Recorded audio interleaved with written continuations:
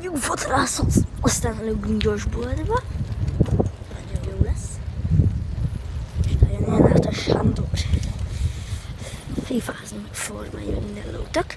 És lehet, hogy lesz Oreo kihívás. Ez nagyon jó lesz. Bocsánat a szélért.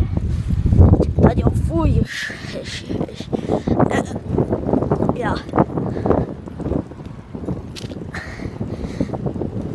Olyan 1 óra, 2 óra fele lesz az Oreo kihívás, ott a tó. Hát, be volt fagyva, csak hát jött ez az idő.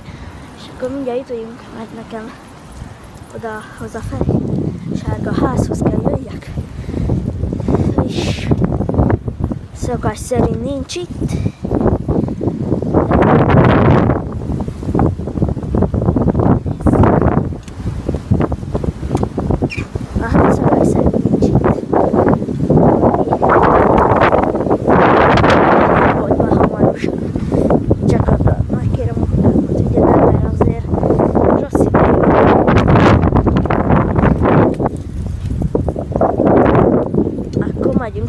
Vagyunk haza.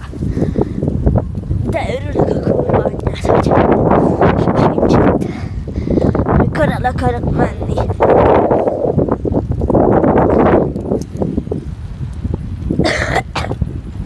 Várjatok, visszamegyek a telefonszámért azért.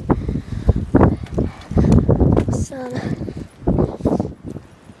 lefényképezem azért a telefonszámot, hogy apukám fel tudja, hogy már szeretnék jönni. És akkor én itt abba is hagyom.